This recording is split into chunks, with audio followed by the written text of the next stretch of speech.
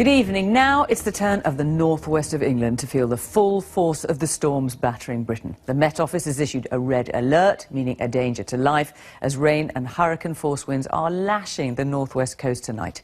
It's playing havoc with transport links, with the M6 closed, cruise station evacuated, some rail lines suspended.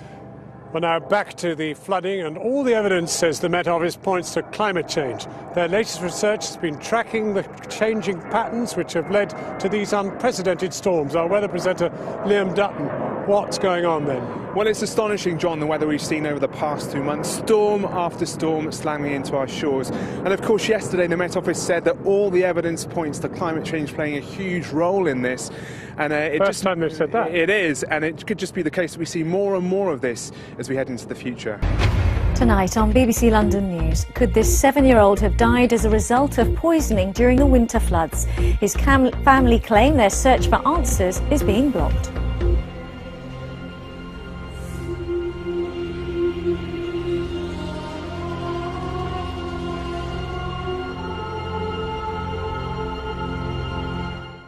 It's been more than 4 months since the floodwaters receded here, and yet the sandbags, the pumps are evidence of how this is a home caught in a single moment in time, the night Zane died. The family believe that on that night, contaminated floodwater from a former landfill site filled their basement. As theirs was the only one open to the soil, their theory is that poisonous vapour then infused the house.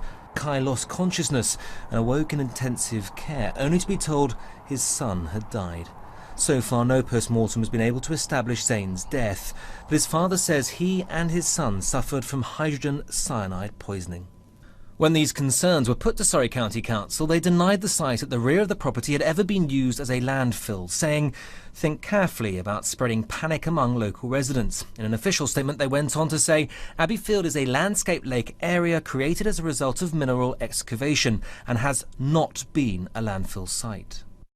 Now it's emerged that a simple property search carried out by any home buyer will reveal the area is recorded as landfill. This is the property. At the rear, shaded brown, a local authority recorded landfill site.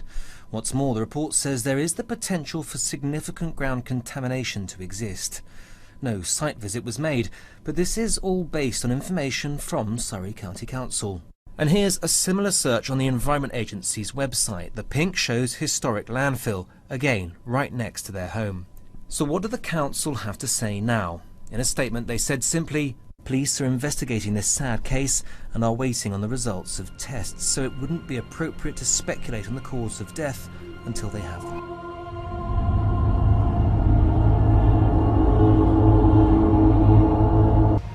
Coming up on BBC London before 7.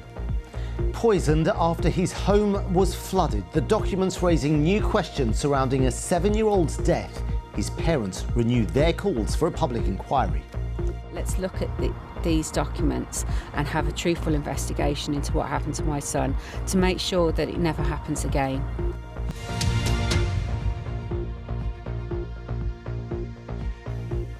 Very good evening. I'm Assad Ahmed. Documents obtained by BBC London raise new questions over the cause of a schoolboy's death during floods in Surrey 7 years ago. An inquest ruled that Zane Bangbola died of carbon monoxide poisoning from a floodwater pump. But his parents believe he died from poisoning caused by a deadly chemical dumped in a nearby landfill site, which ended up in the floodwater. They believe the documents strengthen their calls for an independent public inquiry, as Leanna Hosier learned for this special report. Zane was only 7 when he died in February 2014 after suffering a cardiac arrest while asleep in his bed. His father Kai also had a heart attack and is now paralysed from the waist down. Zane's mother is heartbroken. He was the love of our lives, and every moment with him was a moment cherished, and every moment without him is a lifetime lost. And I can't express how much I loved him and how deeply it hurts. It all happened during severe floods in Surrey. An inquest found Zane died from carbon monoxide poisoning, but his family believe he died from hydrogen cyanide, which they think seeped into their home in Chertsey from a nearby landfill. These documents say hydrogen cyanide was detected 3 times in your house, not just once as previously reported, and carbon monoxide was never detected. What's your reaction to this? This wasn't something discussed in the inquest. Hydrogen cyanide was detected in our home. My husband, Zane's father, was 2 yards away from Zane, and he is paralysed due to hydrogen cyanide poisoning. That's what his doctor said? Yes. That's what his medical records say. The documents say that at the levels of hydrogen cyanide found in the house, prolonged exposure could lead to a cardiac arrest, and that the family could have been exposed for weeks. They also say the water pump that the inquest found was the cause of carbon monoxide poisoning was not operating. The petrol pump wasn't in use, and what was exposed in the inquest was that they seized the pump, they tested it, and the pump was faulty. It could not run. Shortly after Zane's death, a government source briefed the media carbon monoxide poisoning was responsible before a post-mortem was even carried out. In an email ahead of a COBRA meeting chaired by the then Prime Minister David Cameron on the issue, a Public Health England official writes of political pressure to determine whether carbon monoxide is the cause of death. This is a cover-up at the highest level. Hydrogen cyanide was detected. Hydrogen cyanide was the only gas detected.